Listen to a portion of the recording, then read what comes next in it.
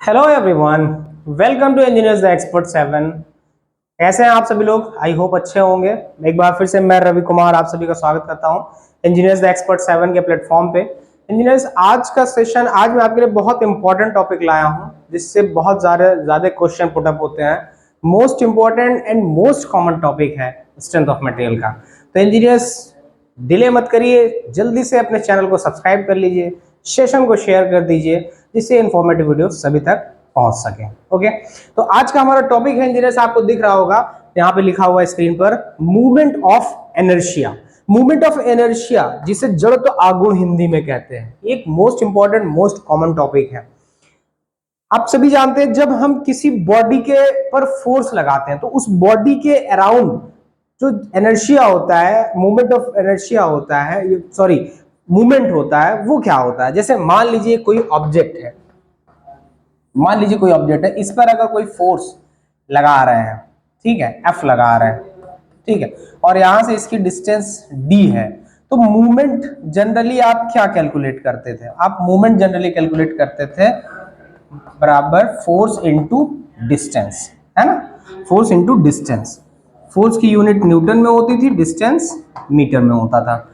अब लेकिन अगर हम क्या करें कि किसी ऑब्जेक्ट के अराउंड मूवमेंट का मूवमेंट ले लें, किसी ऑब्जेक्ट के अराउंड मूवमेंट का मूवमेंट ले लें अगर हम, ठीक है, मान लें किसी ऑब्जेक्ट के अराउंड हम फोर्स लगा रहे हैं और इसके एक्सिस की यहां से लंबवत दूरी y या d जो भी आप कह लीजिए, ठीक है, तो मूवमेंट तो आपका ये हो जाता था फोर्स इनटू डिस्टेंस। लेकिन अगर मूवमेंट का मूवमेंट आप ले लीजिए तो ये आ जाता था आपका एफ इंटू वाई स्क्वायर हो जाएगा, ठीक है, और इसी को कहते हैं माय डियर इनर्शिया। इनर्शिया, ठीक है। अब अगर किसी पॉइंट के अराउंड कोई ऑब्जेक्ट मूव कर रहा है, किसी पॉइंट के अराउंड कोई ऑब्जेक्ट मूव कर रहा है, रोटेट कर रहा है इंजीनियर्स, तो रोटेशन के केस में इसका जो इनर्शिया होता है उसको कैसे रिप्रेजेंट कर सकते हैं? यहां पे इसके मास इनटू डिस्टेंस का स्क्वायर, एनर्शिया, एनर्शिया को इंजीनियर, ठीक है। तो इससे पहली बात तो ये कि जब आप फोर्स इनटू डिस्टेंस करते हैं जो कि मूवमेंट बनता है, और उसको अगेन जब आप डिस्टेंस से मल्टीप्लाई कर देते हैं इंजीनियर, तो उसको बोलते हैं, अगेन जब आप डिस्टेंस से मल्टीप्लाई कर देते हैं इंजीनियर, तो उसको बोलते हैं मूवमेंट का मूवमेंट, यानी मूवमेंट ऑफ फोर्स। क्योंकि यहां फोर्स की बात हो रही है तो मैं इसको बोल सकता हूं movement of force, movement of force, या इसको सेकेंड मूवमेंट ऑफ फोर्स भी बोल सकते हैं। जी हाँ इंजीनियर्स, इसको सेकेंड मूवमेंट ऑफ फोर्स भी बोल सकते हैं इंजीनियर्स। अब जब हमने यहां पे फोर्स लिया तो एज ए फोर्स कंसीडर होने लगा। जब हम मास कंसीडर करते हैं तो उस बॉडी का, उस ऑब्जेक्ट का मास, द्रव्यमान कंसीडर किया जाता है, उसको मूवमेंट ऑफ मास कह सकते हैं। क्या कह सकते हैं? मूवमेंट ऑफ मास या सेकंड मूवमेंट ऑफ मास कह सकते हैं। जी हाँ दोस्तों, इसको सेकंड मूवमेंट ऑफ मास कह सकते हैं इंजीनियर्स, ठीक है। अच्छा, जो मूवमेंट ऑफ मास के अलावा अगर हम एरिया कंसीडर कर लेंगे, यहां पे आप देख रहे हैं कि अगर कोई पॉइंट के अराउंड कोई ऑब्जेक्ट अगर मूव कर रहा है, कोई ऑब्जेक्ट अगर मूव कर रहा है, तो इसका कोई भी ऑब्जेक्ट अगर मूव कर रहा है यहां पे, ठीक है, ये मूव कर रहा है किसी पॉइंट के अराउंड, तो होगा क्या कि जब मास कंसीडर किया जाता है तो उसको हम सेकंड मोमेंट ऑफ मास कह सकते हैं या मोमेंट ऑफ इनर्शिया भी कह सकते हैं, सेकंड। दूसरी बात, अगर हम एरिया कंसीडर कर ले, अगर कोई ऑब्जेक्ट रोटेट कर रहा है किसी पॉइंट के अराउंड और उसके एक्सेस से उस ऑब्जेक्ट की दूरी, वर्टिकल लंबवत दूरी जो है कंसीडर की जाए, अगर y ले लिया जाए या d ले लिया जाए, जो भी ले लिया जाए, लेकिन हम मास की जगह अगर मूवमेंट ले लें, एरिया ले ले, सॉरी, तो ये आपका मूवमेंट ऑफ एरिया कहलाएगा इंजीनियर्स। क्या कहलाएगा? Movement of area. जैसे हमने यहां पे मूवमेंट निकाला तो एरिया इंटू डिस्टेंस अगर ले लें, ठीक है, लेकिन जब हम दोबारा डी से मल्टीप्लाई कर देते हैं, सेकेंड टाइम डी से मल्टीप्लाई कर, तो इसको मूवमेंट ऑफ एरिया जैसे आपने लिया तो ये ए इंटू डी डिस्टेंस या वाई, ए इंटू वाई या डी डिस्टेंस, क्योंकि यहाँ पे वाई लिया तो हम यहाँ पे वाई लेते हैं। लेकिन अगर मैं अगेन इसको वाई से मल्टीप्लाई कर दूं तो इसको बोलते हैं engineer second movement of area, second movement of area. तो ए इंटू वाई स्क्वायर, ठीक है, ए इंटू वाई स्क्वायर हो जाएगा, ठीक है, a into Y square. Second movement term इसलिए आ गया क्योंकि दो बार यहां पे वाई कंसीडर हो गया, इसी तरह से यहां पे भी दो बार कंसीडर, तो जहां पे वो कंसीडर होता है दैट इज सेकेंड मूवमेंट। अगर एरिया लिया है हमने तो सेकेंड मूवमेंट ऑफ एरिया, मास लिया है second movement of mass, inertia movement, all over in सभी को, मतलब जो आपने सेकेंड टाइम यहां पे आप देख रहे हो इसको बोलते हैं ओवरऑल मूवमेंट ऑफ इनर्शिया या सेकेंड मूवमेंट ऑफ इनर्शिया या movement of inertia, second movement of inertia या मूवमेंट ऑफ इनर्शिया, ओवरऑल इसको कंसीडर करते हैं। देखिए, अगर मास कंसीडर किया जाता है, किसी बॉडी का द्रव्यमान कंसीडर किया जाता है, तो वहां पे वो ऑब्जेक्ट क्या होता है, किसी पॉइंट के अराउंड रोटेट कर रहा होता है, और कभी कभी इसकी ये इस चीज को रिप्रेजेंट करता है जब आप मास कंसीडर कर रहे हैं और रोटेशन कर रहा है कोई बॉडी किसी ऑब्जेक्ट किसी पॉइंट के अराउंड, तो वो रोटेशनल मोशन को रिप्रेजेंट करता है इंजीनियर्स, वो हमेशा रोटेशनल मोशन को रिप्रेजेंट करता है। जबकि जब एरिया कंसीडर किया जाता है तो एरिया कंसीडर करने में क्या होता है, हम सिविल इंजीनियरिंग में इसका क्या यूज है कि एरिया इसलिए यूज करते हैं जब हमारे बीम में या हमारे स्ट्रक्चरल मेंबर में like column, beam, rods, horizontal member, vertical member जो भी हैं, उनमें डिफ्लेक्शन जो होता है, उसमें जो बेंडिंग होता है, जो मूवमेंट होता है, इन सभी का स्टडी करने के लिए, इन सभी का एनालिसिस करने के लिए इंजीनियर्स मोमेंट ऑफ इनर्शिया के रूप में यहाँ पे मास की जगह पे एरिया हम लोग कंसीडर करते हैं। और अगर मास कंसीडर किया जा रहा है, इट मींस किसी पॉइंट के अराउंड किसी बॉडी रोटेट कर रही है, रोटेशनल मोशन को वो रिप्रेजेंट कर रहा है, और उसका मास कंसीडर उस कंडीशन में किया जाता है। और बेसिकली इस चीज को मैं रिप्रेजेंट करता हूं कि अगर कोई बॉडी किसी पॉइंट के अराउंड रोटेट करती है तो उसका मास, उसका जो रोटेशनल मोशन है उसके प्रतिरोध की माप होती है इनर्शिया। जी हाँ दोस्तों, मोमेंट ऑफ इनर्शिया, अगर कोई ऑब्जेक्ट किसी पॉइंट के अराउंड रोटेट कर रहा है तो उसके रोटेशनल मोशन के रेजिस्टेंस की, उसके मतलब घूर्णन गति की प्रतिरोध की माप को रिप्रेजेंट करता है इंजीनियर्स मोमेंट ऑफ इनर्शिया। जड़त्व हिंदी में बोलते हैं जड़त्व। कोई बॉडी अगर रोटेशन कर रही है तो वो रोटेशन तब तक करती रहती है जब तक कि कोई उस पर एक्सटर्नल फोर्स लगा करके, अप्लाई करके उसको रोका ना जाए।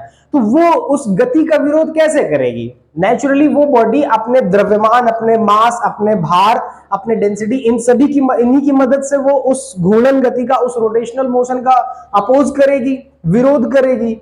इसी तरह से अगर कोई ऑब्जेक्ट स्टैटिक कंडीशन में है, मतलब वो एक स्थैतिक रूप में एक जगह पर फिक्स है, तो वो तब तक उस स्थिति में रहता है, न्यूटन्स लॉ आप सभी ने पढ़ा है, कि जब तक उस पर कोई एक्सटर्नल फोर्स लगा करके उसकी स्थिति में परिवर्तन ना किया जाए, है ना।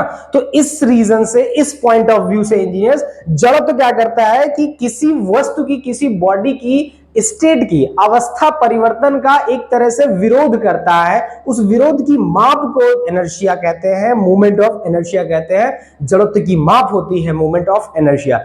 कोई वस्तु अगर रोटेशन कर रही है तो तब तक उस रोटेशन का विरोध करता है, उस विरोध की माप होती है मोमेंट ऑफ इनर्शिया। अगर कोई वस्तु स्टैटिक कंडीशन में है और उसको हम फोर्स लगा के उसको हम मोशन कराने की कोशिश कर रहे हैं, तो उसको विरोध कौन करेगा, उसको अपोज कौन करेगा, रेजिस्टेंस कौन करेगा? नेचुरली उस बॉडी का जो मास होगा, उस बॉडी का जो वेट होगा, उनके द्वारा उसका विरोध किया जाएगा, प्रतिरोध किया जाएगा। तो वहां पर भी इनर्शिया एग्जिस्ट करता है। ठीक है। तो इसलिए इनर्शिया जो होता है जड़ हो जाता है, किसी भी वस्तु की स्थिति में परिवर्तन के प्रतिरोध की या विरोध की माप होती है इंजीनियर्स, उसी को कहते हैं इंजीनियर्स मोमेंट ऑफ इनर्शिया कहते हैं। ठीक है। और किसी भी वस्तु का ऑब्जेक्ट का मूवमेंट ऑफ इनर्शिया, अगर हम मास के केस में बात करें, सेकेंड मूवमेंट ऑफ मास की बात करें, किसी भी ऑब्जेक्ट का इंजीनियर जो सेकेंड मूवमेंट ऑफ मास होता है या सेकेंड मूवमेंट ऑफ मास कह लीजिए या मूवमेंट ऑफ इनर्शिया कह लीजिए, ठीक है, मूवमेंट ऑफ इनर्शिया कह लीजिए इंजीनियर्स, ठीक है, तो वो उस बॉडी के मास और उस जिस पॉइंट के अराउंड वो रोटेट कर रहा है उससे उसकी दूरी, perpendicular distance between axis of between CG, perpendicular distance between CG axis and body के स्क्वायर के प्रोडक्ट का गुणनफल की माप जो होती है उसी को सेकेंड मोमेंट ऑफ इनर्शिया कहते हैं। इसको आई बोलते हैं। अगर किसी बॉडी का मास m है और उसकी दूरी r है तो mr स्क्वायर, छोटी सी बॉडी, अगर उसमें कोई छोटा सा पार्ट लिया और अगर पूरे इंटायर बॉडी का है तो समेशन लग जाएगा, sigma m into r square हो जाएगा। ठीक है। वही दूसरी तरफ यहाँ पे देखिए मैंने एक डायग्राम ले रखा था आपके लिए। यहाँ पे हमने क्या किया कि दो axis, fundamental axis x axis और वाई एक्सिस के बीच में मैंने एक पटल लिया है, एक एरिया लिया है, जिसमें से एक छोटा सा पार्ट हमने DA लिया है। इसके सेंटर ऑफ ग्रेविटी, इसका मान लीजिए मैं G1 मान लेता हूं, इसको मैं G मान लेता हूं। ठीक है। तो अब इस छोटे से एरिया DA के सेंटर ऑफ ग्रेविटी से होकर जाने वाली एक्सिस की दूरी मैं मान लेता हूं इंजीनियर्स, ये एक्सिस यहाँ पे इसके जो कोऑर्डिनेट्स आप देख रहे हैं G1 के, इसके कोऑर्डिनेट्स x, y है इंजीनियर्स, x, y है। x एक्सिस से डिस्टेंस इसकी y है और y एक्सिस से डिस्टेंस x है इस छोटे से एरिया DA की, जबकि वहीं बड़े से एरिया A की। अब ये तो एक छोटे से एरिया की बात हो गई। अगर हम इस तरह से छोटे छोटे एरियाज को सम कर ले तो हम पूरे इस एंटायर एरिया पे आ जाएंगे। और इस एंटायर एरिया में देखिए इसके जो संपूर्ण पटल के गुरुत्व केंद्र से होकर जो जाने वाली अक्ष होगी, जिसको हम IgG कह सकते हैं, है ना, inertia about centre of gravitational axis. और हमें इस एक्स एक्सिस पे हमें मान लीजिए इनर्शिया को फाइंड आउट करना है। ठीक है। यहाँ का जो इनर्शिया होगा दैट इज आई एक्सिस, उसको कंसीडर कर लेते हैं। ठीक है। तो अब इस चीज को हम कैसे फाइंड आउट करेंगे? सिंपली देखिए, पहले हम क्या करेंगे, इसका एक्सिस निकालेंगे। तो आई एक्स G1 से होकर जाने वाली, देखिए इस छोटे से G1 से होकर होने क्या हो जाएगी, इसका एरिया DA इंटू अगर यहां से इसकी दूरी, ठीक है, सॉरी, ठीक है, यहां से इसकी दूरी अगर r है, स्मॉल r मान लेते हैं, ठीक है, तो DA इंटू आर स्क्वायर हो जाएगा। Okay, clear. और अगर हम आई एक्स पे आ जाएंगे तो समेशन लग जाएगा, यहाँ पे आई एक्स बराबर समेशन लगेगा, सभी छोटे छोटे एरियाज का सम हो जाएगा। तो एक्चुअली ये आपका हो जाएगा, यहाँ से इसकी जो डिस्टेंस है वो सभी का सम हो जाएगा। तो ये A और जो इनकी डिस्टेंस है यहाँ से यहाँ तक की जो डिस्टेंस जो भी होगी, मान लेते हैं अगर इसके कोऑर्डिनेट्स y बार आपको दिख रहा है ना, ठीक है, यहाँ से देखिए y बार दिख रहा है, तो ये इंजीनियर्स y बार का स्क्वायर हो जाएगा। तो इसको हम सिंपली ले सकते हैं a y बार का स्क्वायर। तो इसी तरह से अगर मान लीजिए ये तो x एक्सिस के अराउंड हुआ, अगर मान लीजिए आपको y एक्सिस के अराउंड चाहिए, आई वाई एरिया संपूर्ण, और x बार अगर पूरे का सेंटर ऑफ ग्रेविटी का है तो ये x बार का होल स्क्वायर हो जाएगा इंजीनियर्स। ठीक है। तो इस तरह से आप किसी भी एरिया का, पटल का मूवमेंट ऑफ एरिया कंसीडर कर लेंगे। देखिए हमें सिविल इंजीनियरिंग में जरूरत ज्यादातर एरिया की पड़ती है, क्योंकि बीम का डिफ्लेक्शन, बेंडिंग, ये सारी चीजें हमें कंसीडर करना होता है मूवमेंट वगैरह के लिए, तो इसलिए ज्यादातर एरिया कंसीडर किया जाता है। ओके इंजीनियर्स, अब इसी क्रम में एक टर्म आता है जिसे हम बोलते हैं रेडियस ऑफ जाइरेशन। एक टर्म आपको मिलेगा that is called radius of gyration, radius of gyration. ठीक है, क्या होता है, अभी आपने पढ़ा रिसेंट में ही कि किसी बॉडी का एक्स एक्सिस के सापेक्ष जो जड़त्व गुणा एक्सिस है, उस बॉडी का एरिया या उस पटल का एरिया और उससे उसकी दूरी, लंबवत दूरी के गुणनफल के बराबर होता है। जैसे अभी हमने पढ़ा a y स्क्वायर, ठीक है। तो अगर इस y स्क्वायर में y की वैल्यू हम कंसीडर करें तो हमें क्या मिलेगा, under root I axis upon a मिल जाएगा। ठीक, इसी तरह से अगर हम आई वाई वाई एक्सिस के अराउंड निकालें तो a इंटू एक्स स्क्वायर, तो x बराबर क्या मिल जाएगा, I Y y divide by a मिल जाएगा। ठीक, क्लियर। अब नेचुरली मैं आपको बता दूं रेडियस ऑफ जायरेशन होता क्या है, कि ये वही दूरी होती है जिसके वर्ग को यदि उस ऑब्जेक्ट के, उस पटल के क्षेत्रफल से गुणा कर दिया जाए तो हमें उस अक्ष के अराउंड, उस अक्ष के परितः हमें जड़त्व आघूर्ण या moment of area find out हो जाता है। तो किसी भी ऑब्जेक्ट के लिए, किसी भी पटल के लिए जो रेडियस ऑफ जाइरेशन होता है वह दूरी होती है उसके सेंटर ऑफ ग्रेविटी से और उस ऑब्जेक्ट के बीच की वह लंबवत दूरी होती है जिसके वर्ग को यदि उसके क्षेत्रफल से या उसके मास से गुणा कर दिया जाए तो गुणनफल हमें उस अक्ष के अराउंड जड़त्व आघूर्ण को रिप्रेजेंट करता है, जड़त्व आघूर्ण हमें प्राप्त होता है। अब वो एक्स एक्सिस के अराउंड हो सकता है, वाई एक्सिस के अराउंड होता है, डिपेंड कर सकता है कि आप किस एक्सिस के अराउंड डिस्टेंस वो ले रहे हैं, उसके कोऑर्डिनेट्स किस कौन से हैं, एक्स कोऑर्डिनेट है या वाई कोऑर्डिनेट, एक्स एक्सिस के अराउंड है या वाई एक्सिस से लिए गए हैं। ठीक है, और इसको बोलते हैं रेडियस ऑफ जायरेशन। जनरली इसको के, अगर मैं इस डिस्टेंस को के एक्स मान लूं, अगर मैं इस डिस्टेंस को के एक्स मान लूं तो क्या हो जाएगा, ए इंटू के एक्स एक्स का होल स्क्वायर। ठीक है, तो ये जो डिस्टेंस के एक्स एक्स देख रहे हैं यहाँ पे, या जो ये एक्स स्क्वायर देख रहे हैं, ये जो वाई एक्स एक्स देख रहे हैं, वाई देख रहे हैं, यही सारी डिस्टेंस होती है इंजीनियर्स, रेडियस ऑफ जाइरेशन होती है। ठीक है, परिभ्रमण त्रिज्या हिंदी में कहते हैं।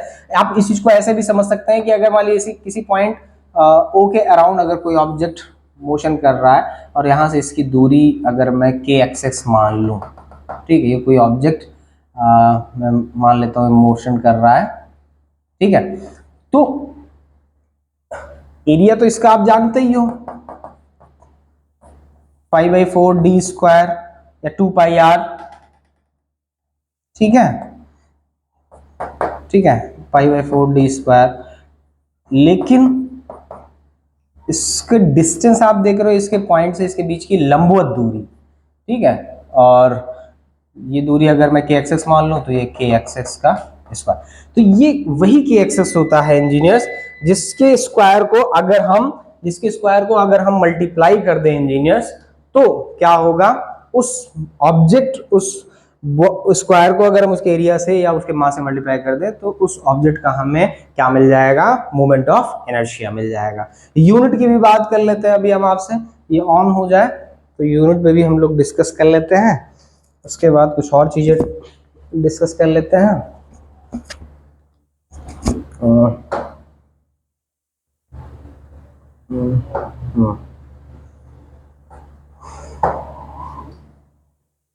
तो यूनिट पे आ जाते हैं। अगर हम मोमेंट ऑफ इनर्शिया या मोमेंट ऑफ एरिया की बात करें, सेकेंड मोमेंट ऑफ एरिया जिसे कहते हैं, मोमेंट ऑफ एरिया या मोमेंट ऑफ इनर्शिया की बात करें तो एरिया, एक तो इसमें एरिया होता है इंजीनियर्स, एरिया की यूनिट आप सभी जानते हो मीटर स्क्वायर हो जाएगी। अच्छा, डिस्टेंस का भी स्क्वायर रहेगा, तो डिस्टेंस अगर रहेगी तो, और डिस्टेंस का स्क्वायर है इंजीनियर्स, तो डिस्टेंस का स्क्वायर का मतलब डिस्टेंस मीटर स्क्वायर में, यानी कि इसका जो यूनिट होगा वो मीटर की पावर 4 हो जाता है।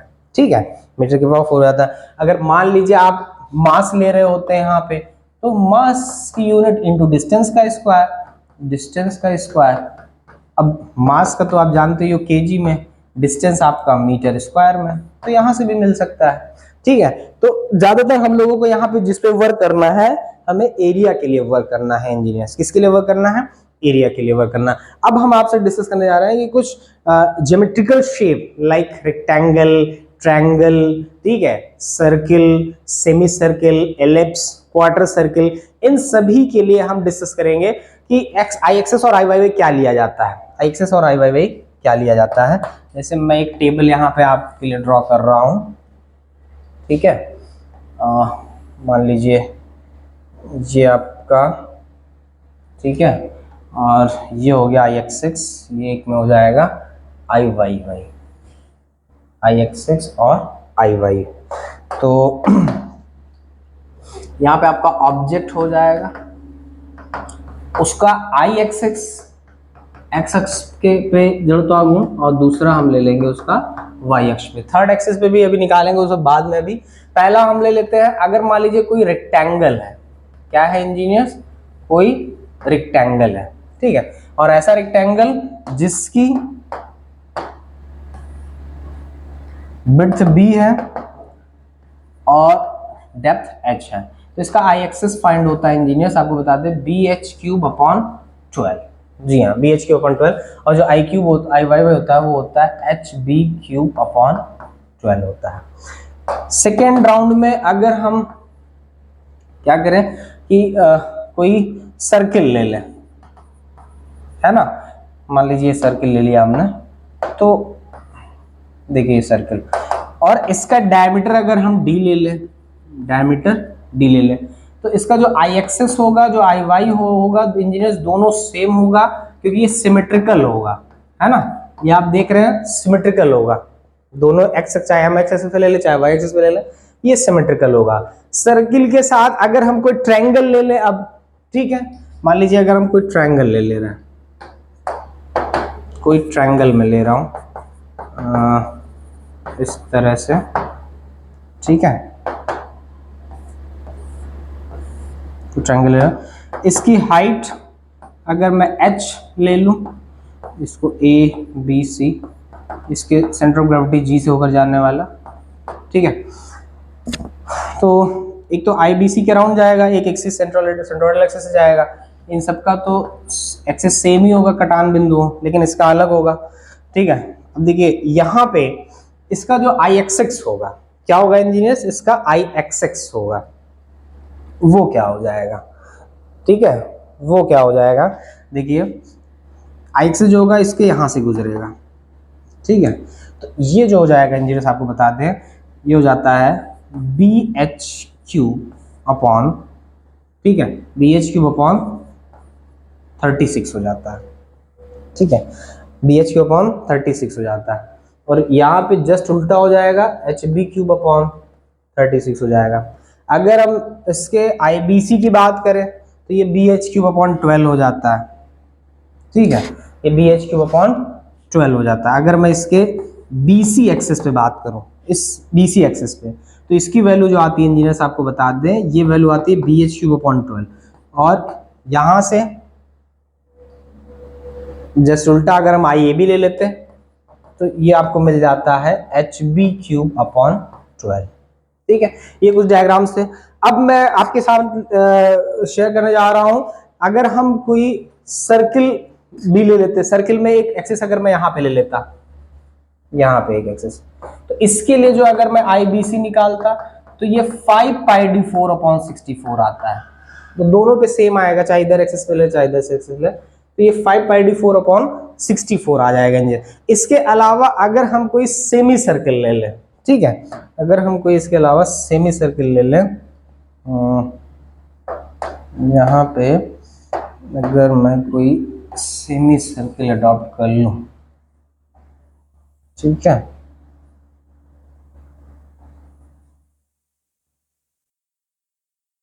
तो क्या हो जाएगा,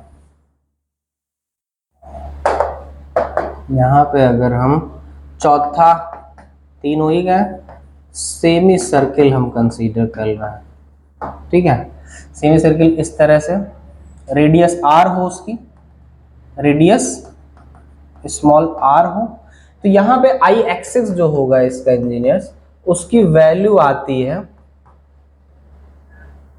ठीक है, और आई वाई वाई जो आती है वो πr4/8 आ जाता है, ठीक है, पाई आर 4/8 आ जाता है। इसके अलावा ये जो वैल्यू एक्स के साथ देख रहे हैं, ये वैल्यू आ जाती है 0.11 आर की पावर 4 आ जाती है। अगर हम सेमी सर्किल के अलावा कोई और क्वार्टर सर्किल ले लें, ठीक है, मैंने ये कोई क्वार्टर सर्किल ले लिया, तो जब हम क्वार्टर सर्किल ले लेते हैं तो क्या हो जाएगा, तो क्वार्टर सर्किल के केस में क्या हो जाएगा, क्वार्टर सर्किल के केस में क्या हो जाएगा कि आई एक्सेस जो आता है वो 0.055 रेडियस अगर आर है तो आर के पावर 4 हो जाता है, और आई वाई वाई जो होता है इंजीनियर्स वो आपका जाता है 0.555 आर की पावर 4 हो जाता है। ठीक है, अब इसके अलावा अगर मैं कोई एलिप्स ले लूं, कोई दीर्घवृत्त ले लूं, क्या ले लूं इंजीनियर्स, कोई एलिप्स ले लूं, ये देखिए एलिप्स मिल जाएगा अभी, ये मैंने कोई एलिप्स ले लिया, ठीक है, और ठीक है, यहां से ये डिस्टेंस मैं ए मान ले रहा हूं और ये कोऑर्डिनेट्स मैं बी ले रहा हूं, ठीक है। तो यहां पे आई एक्सेस जो इसका मिलेगा इंजीनियर्स आपको बता दें, वो वैल्यू आपको मिल जाएगी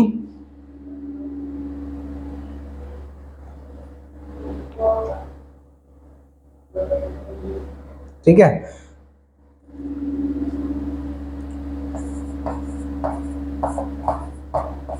पाई ए बी क्यूब कंसीडर होता है और ये पाई बी ए क्यूब कंसीडर होता है, पाई ए बी क्यूब और ये पाई बी ए क्यूब कंसीडर होता है, ठीक है। इसमें यहाँ पे कुछ डाटा रहता है, अभी मेरा मन डिस्ट्रैक्ट नहीं कर रहा है, ठीक है। अब इस तरह से ये तो कुछ मतलब सिलेक्टेड कुछ ट्रेडिशनल डायग्राम्स हैं जिनके लिए आप I x I Y Y directly फॉर्मूले से पुटअप कर सकते हैं, ठीक है। अब हम इसके बाद क्या करेंगे, कुछ और एक्सिस के बाद एक दो टर्म और इसमें इंपॉर्टेंट आते हैं, जिसको बोलते हैं, एक वर्ड आपने सुना होगा जिसे कहते हैं पैरेलल एक्सिस थ्योरम, और सेकंड है परपेंडिकुलर एक्सिस थ्योरम। तो ये भी यहीं पे आपको कंसीडर करना है। फर्स्ट हम डिस्कस करते हैं पैरेलल एक्सिस थ्योरम।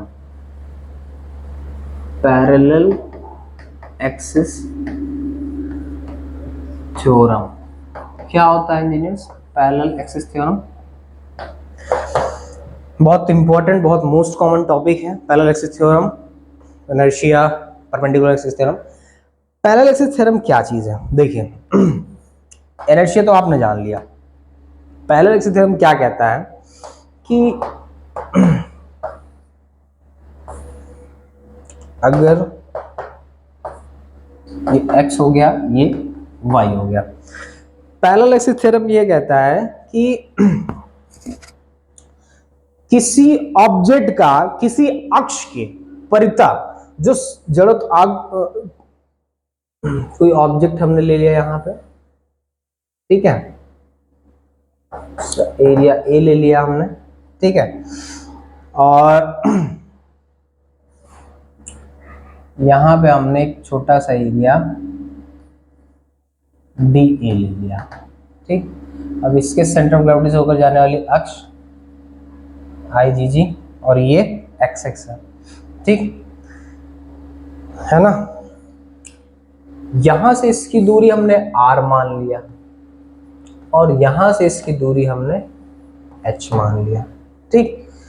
तो पैरेलल एक्सिस थ्योरम कहता है क्या है कि किसी पटल का, किसी ऑब्जेक्ट का किसी अक्ष एक्स पर जो जड़त्वाघूर्ण होता है, उस पटल का उसके गुरुत्व केंद्र से होकर जाने वाली अक्ष के परितः जड़त्व आघूर्ण और दोनों अक्षों के बीच की लंबवत दूरी के वर्ग के और इस पटल के एरिया के गुणनफल के योग के बराबर होता है। एक बार मैं फिर से समझाने की कोशिश करता हूं।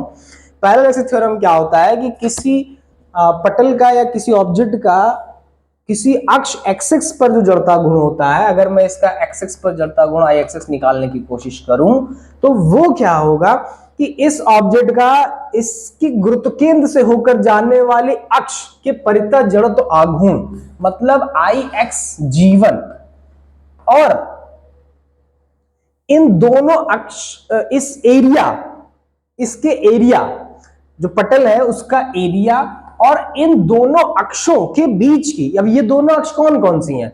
ये एक इससे सेंटर ऑफ ग्रेविटी इस छोटे से एरिया डीए की हम बात कर रहे हैं यहाँ पे, यहाँ पे भी एक छोटे से एरिया डीए की बात कर रहा है, तो डीए और इसके एक्स एक्स के बीच की दूरी कितनी है, एच प्लस आर है, तो एच प्लस आर का होल स्क्वायर। तो इनका कहने का मतलब वही है कि किसी ऑब्जेक्ट का, किसी पटल का उस किसी अक्ष एक्सिस की परितः जड़त्व आघूर्ण जो होता है वो उस पटल के गुरुत्व केंद्र से होकर जाने वाले अक्ष के परितः जड़त्व आघूर्ण और उस पटल के क्षेत्रफल और दोनों अक्षों के बीच की लंबवत दूरी के वर्ग के गुणनफल के योग के बराबर होता है। सिंपल सी चीज है, यहाँ पे फॉर्मूले के माध्यम से आपको यहाँ पे ये चीज समझ में आ गई होगी।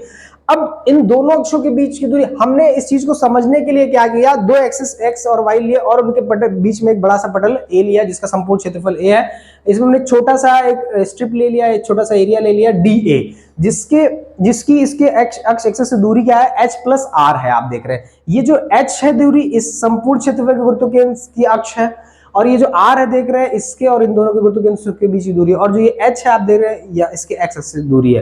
तो अब हमें मान लीजिए इस अक्ष एक्सिस के अराउंड हमें moment of inertia find out करना है, moment of inertia find out करना है। तो इसका आई एक्सिस क्या होगा, आई एक्स जी1 जो इस डीए के गुरुत्व केंद्र से होकर जा रही है उसका, इसके परितः इसका जड़त्व आघूर्ण प्लस इसका ऐसे से समस्त क्षेत्रफलों का योग, ऐसे से समस्त क्षेत्रफलों का योग जो कि a हो जाएगा, और इन दोनों अक्षों के बीच की दूरी h प्लस आर के स्क्वायर के गुणनफल के योग के बराबर हो जाएगा।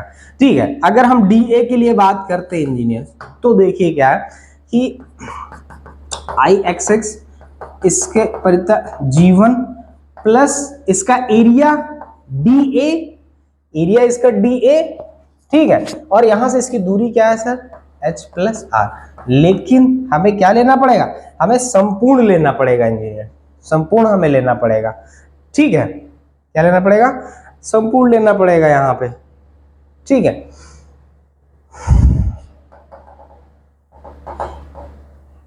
ठीक है, तो अब देखिए यहां पे ये जब संपूर्ण हम ले लेंगे तो ये पूरा एरिया कैपिटल ए में कन्वर्ट हो जाएगा, कैपिटल ए में कन्वर्ट हो जाएगा।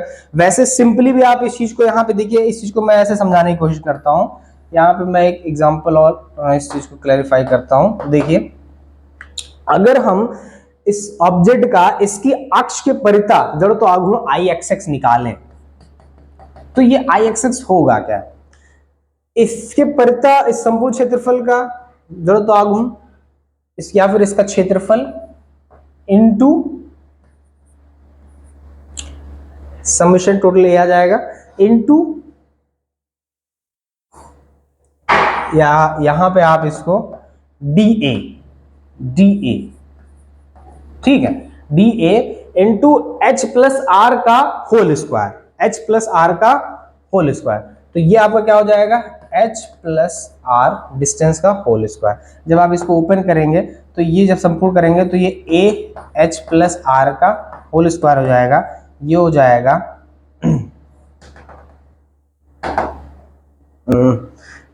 एक मिनट जरा,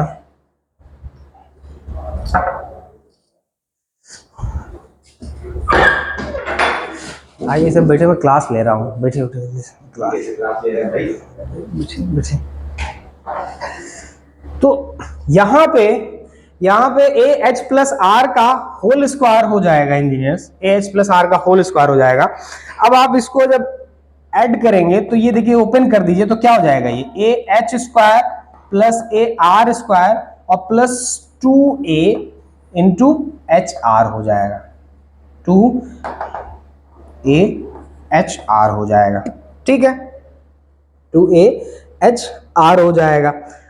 अब IXX, अब यहां पे जरा ध्यान से देखिए, ये जो AH स्क्वायर है, ये AH स्क्वायर है, इसके गुरुत्व केंद्र से होकर जाने वाली अक्ष के परितः जड़त्व आघूर्ण को बताता है, यानी मैं इसको IGG कंसीडर कर सकता हूं, plus AR square. AR square क्या है कि